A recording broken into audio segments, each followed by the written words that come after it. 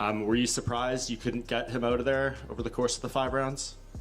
No, just was working on him, so I had some cool time on that there. So just spoke with him, spoke with his coach, middle of the fight.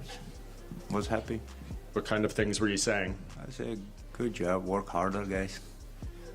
Joe Rogan has stirred up a fresh debate about who should face Khamzat Chimaev next in the UFC's middleweight division. Khamzat Chimaev dominated Dricus du Plessis tonight on his way to becoming the champ. 50-44 across the board. It was takedown after takedown after takedown. Everything he did worked. He was the biggest favorite as a challenger in UFC title history. He proved that. They were right. He is the man now. With Chimaev's dominant performance at UFC 319 and Dana White's eagerness to see him return to action quickly, Rogan believes the list of contenders is still unclear. However, one fighter has stood out to him as a worthy opponent, Reinier de Ridder. Rogan pointed to de Ridder's grappling skills and unique striking, specifically a knee that he lands with nasty precision, as reasons why he'd be an interesting match for Chimaev's first title defense. I mean, he's got 3 former champions on the ledger, does du Plessis, right? Adesanya, Strickland, and Robert Whittaker. But now when you look at this division owned by Khamzat Chimaev, there are a lot of guys who can really grapple, Joe, at the top of that division. So some exciting fights beckon in the future. Absolutely. Reinier de Ridder in particular, given his ability to grapple on the ground and, and also his ability to land shots standing, particularly that knee that he lands. That knee is nasty. Experience. He throws those combinations with that long lead-in knee. He's interesting. At UFC 319, Chimaev had a truly eye-opening performance. He dismantled Dricus du Plessis in what many are calling a one-sided spectacle. Rogan didn't hold back in analyzing du Plessis' chances, saying it would be a monumental challenge for the South African to recover from such a defeat, let alone bridge the gap between himself and Chimaev. The grappling displayed by Chimaev was not just superior, it was on an entirely different level, something du Plessis had no answer for during their fight. Rogan pointed out that du Plessis, despite his impressive victories, couldn't handle the sheer grappling dominance Chimaev displayed. For Dricus to come back from that and bridge the gap between him and Khamzat, that is a tall task. Yeah. It's a tall task because that kind of dominance, that kind of grappling dominance was not just a level, it was multiple levels. And it just didn't seem like he had any answer for that. I don't know who he brought in to train with him, but clearly he didn't bring in anybody that had that kind of skill. In his post-fight comments, Rogan was full of praise for Chimaev's performance, calling it ridiculous and eye-opening. Chimaev's control in the fight, which had judges scoring the bout 50-44 across the board, left a lasting impression. The one-sided nature of the match raised questions about du Plessis' ability to challenge for the title in the future. Rogan pointed out how du Plessis had previously shown strong performances by beating big names like Robert Whittaker, Israel Adesanya, and Sean Strickland, but none of those feats compared to the overwhelming dominance Chimaev displayed in the octagon. Chimaev proved what we all thought a long time ago, that he's the best in the world. I'm so excited to see what the future holds for Boers, the Wolf, the new champion. Tonight, a king was crowned from the United Center. As for the future of the middleweight division, Chimaev has already made it clear that he sees either Kaya Bohalyo or Nasruddin Imavov as his next potential challenger. Both fighters were present at UFC 319, with Bohalyo weighing in as the backup fighter for the main event. Chimaev himself suggested that their upcoming fight would serve as a title eliminator. During his post-fight interview, he expressed respect for both fighters, acknowledging their strengths but also stressing that they knew his level of grappling well. This sets the stage for what could be an exciting match, though Chimaev's dominant style will undoubtedly make any challenger have to step up their game in order to stand a chance. All right, I got to ask you again, as we look for what is potentially next, we've got Kyle Borrallo, and he is taking on Imanov in 3 weeks. Do you believe that that is likely the #1 contenders match? For sure. Both guys are strong guys and good fighters. I will work with both guys.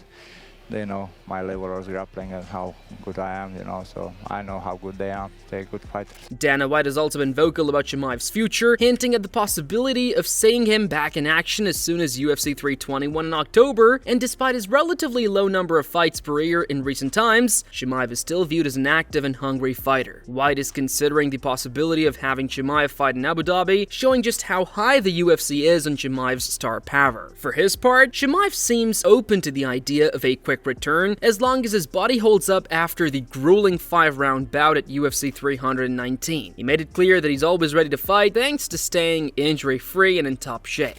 He had said all fight week he wants to turn around and fight in Abu Dhabi. Is that something you would consider, or do you feel like with the heavyweight title already on that card, like he may? I just had a kid fight Tuesday and wanted to turn around and come here. I would.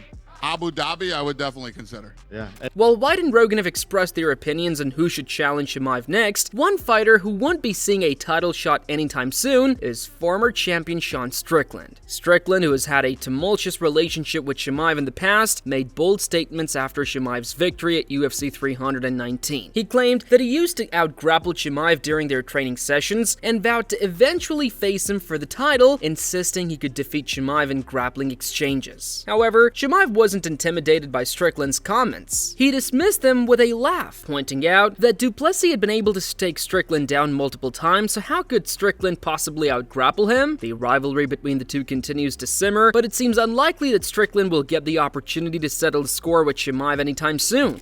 Sean Strickland, your old friend, has been tweeting about you since the fight. He said that when you were in the gym together, he would actually out-wrestle you and be better than you in the wrestling over 4 rounds. Bro, Dricus take him down many times, so how can he take me down, bro? Come on. This guy, I beat him everywhere and striking, but this guy just talk too much, so he's a funny guy. He's working with, what is his name? Buratino, or what is it? Yeah, Paulo Costa, yeah. Paulo. I make them together. Chimaev's performance was so dominant that even UFC president Dana White had an unconventional scorecard for the fight. While the official judges scored the fight 50-44 in favor of Chimaev, White's scorecard was even more extreme, with him giving Chimaev 4 10-8 rounds. He noted how devastating the position du Plessis was in, constantly stuck in a crucifix with punches and elbows raining down on him. White emphasized how frustrating and demoralizing it must have been for du Plessis, and even though du Plessis tried to make a late comeback in round 5, the damage had already been done. Khamzat, it's been 5 years since you made your UFC debut, summer of 2020. You won 2 fights in 10 days. People were already calling you an eventual champion. You had lengthy layoffs.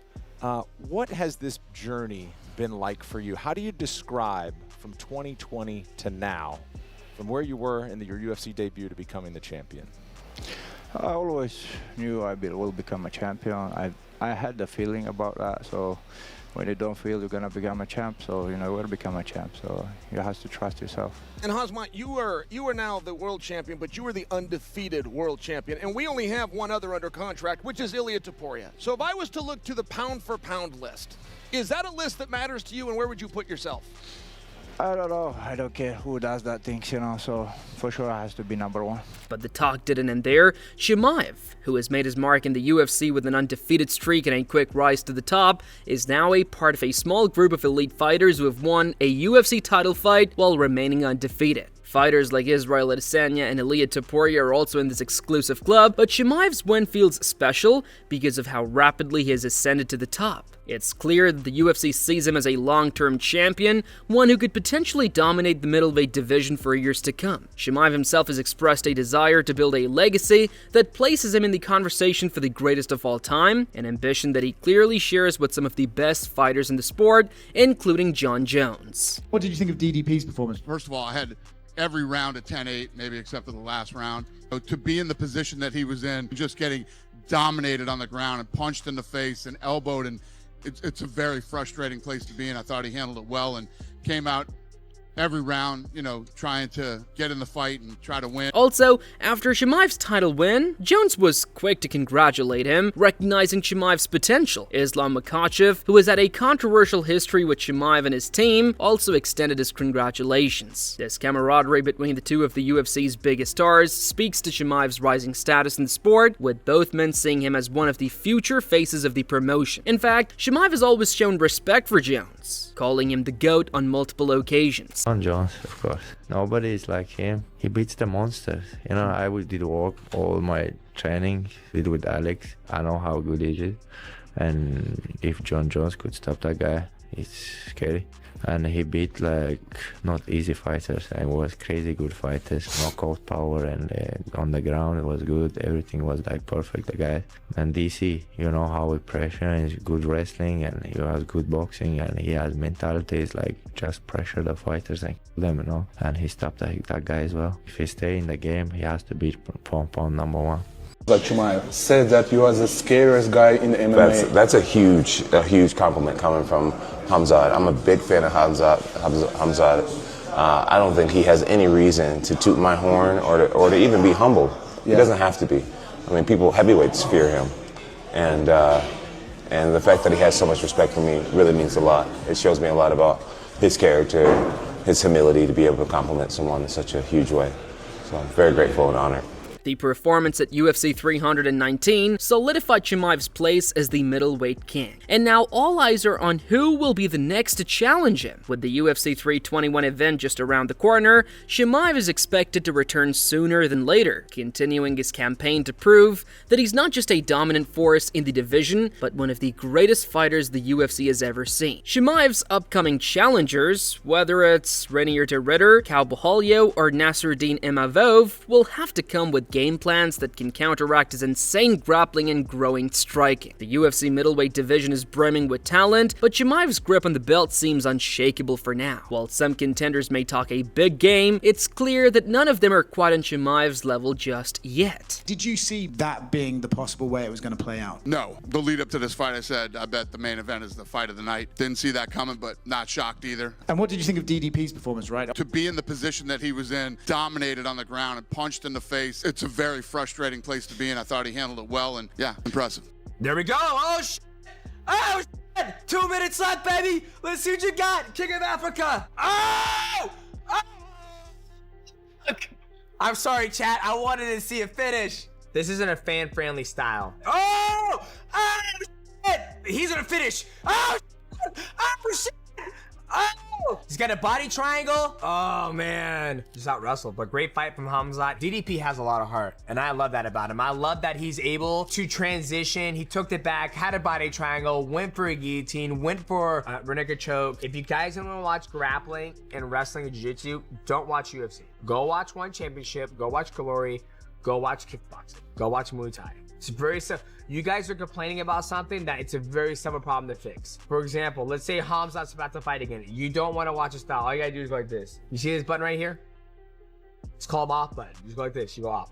The UFC is clearly positioning him to be a long-standing champion, with the promotion possibly looking at him as a fighter who could headline major cards for years to come. For now, it remains to be seen who will get the next crack at him, but one thing is certain: Chimaev has captured the imaginations of fans and analysts alike, with the hype surrounding his reign is only growing. At the end of the day, Chimaev's dominance at UFC 319 showed just how far ahead he is of the competition, and his future in the promotion is one that holds a lot of promise, both for him and for the fans eager to see who can eventually rise to challenge him.